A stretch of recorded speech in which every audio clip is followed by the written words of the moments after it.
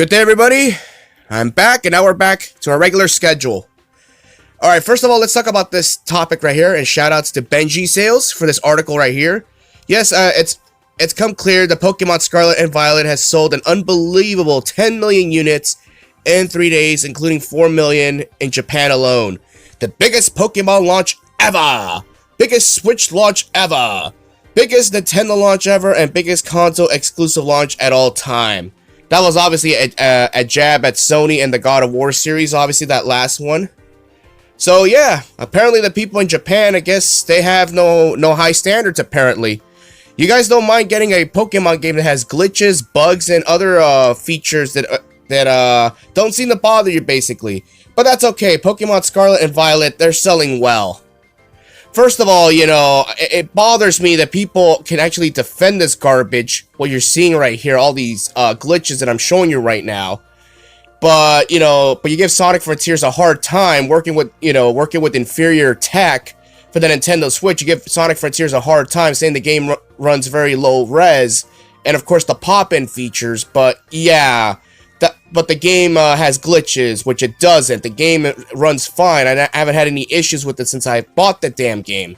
But when it comes to legitimate issues like this, people tend to just brush it off and white knight for Nintendo. Well, not white knight for Game Freak and the Pokemon Company, the primary owners and shareholders of this franchise. First of all, Nintendo's not to blame for this, obviously. They had nothing to do with this. This is all Game Freak and the Pokemon Company. So if you want to address your grievances, take it over with them. Nintendo had nothing to do with this. They had no involvement in the game whatsoever. They're nothing more than a publisher. They hardly have no say in anything in this from this franchise. And of course, if Pokemon Scarlet and Violet's making Nintendo this kind of fucking money, why even bother even talking with them and say, maybe we should focus on quality, not quantity. Where you have all these other Pokemon games, as I'm showing you screenshots right here, that's making them a lot of money. It may be good, it may be bad, it may be mediocre. Either way, it's making them money. Okay? First of all, for Game Freak, this is fucking inexcusable. The fact that I don't even think this game was even tested at all. And of course, you have this meme right here, this picture saying, literally, most of the people on this thread, people are enjoying a mediocre or a Pokemon game with so many bugs and features, but that's not gonna enjoy their good time. That's understandable. Look, this is not a rant, alright? I'm just giving factual information, so don't come off saying, oh, he's gonna rant on the game or shit on the game. I'm giving you factual information on this. Alright? Back in 2019, I was this close to getting Pokemon Shield and Sword, and to this day, I still stand true that I boycott that game, because I was 100% correct about that game. The game is boring, the game is boring, it feels soulless, and at the end of the day, Game Freak were a bunch of, heartless bastards. I knew they were going to come up with 2 or 3 season passes. You have 3 season passes for an unfinished Pokemon game, low res at the time, and look at that, I still stand true to this day. I don't care if the game has sold over 20-25 million copies, it doesn't matter. For me personally, I'm not giving that company my money. That's the way I judge video games moving on for the foreseeable future when I do reviews. So please don't spare me the drama when it comes to, oh, Frank, you're missing out. I mean, they sold over 25 million units, so your opinion doesn't mean anything. Wrong. What I'm telling you is I'm giving everybody, factual information. Speaking of Pokemon, remember when I posted that community tab video when I was at Target on Tuesday?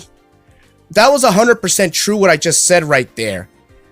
There was a 12-year-old kid right there who was looking for a Nintendo Switch game for Christmas. He was going for either Kirby, Mario, or Pokemon. Now, obviously, I recommended, why don't you try Sonic Frontiers? Now, the game was already $20 off because of the Black Friday special. Now, you're probably saying, oh, you probably would have asked him to get Frontiers even if it was at full price. I would have, and here's why. Frontiers is a new experience. It's on the Switch. I understand it. It may be the graphics may be watered down, but at the end of the day, the gameplay and everything else works fine. I have no problem playing the game at 30 frames per second. And by the way, this is technically a Frontiers-related topic, so please don't tell me that I'm clickbaiting just because it's saying, oh, it's a Pokemon topic, but then he's adding Frontiers to it. Look, I speak the damn truth right here, okay? I'm dropping factual information here. There's a difference between an opinion and facts, so let's get this shit out of the way right now. So yes, you know, I told him specifically, well, you know, Kirby's good and all, but Kirby's at full price and the game's been out since March. I'm surprised he didn't even have that game.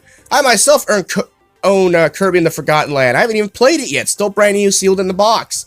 I have it in my collection, but I haven't played it yet because, again, Sonic Frontiers was top priority for the channel, and plus work and everything.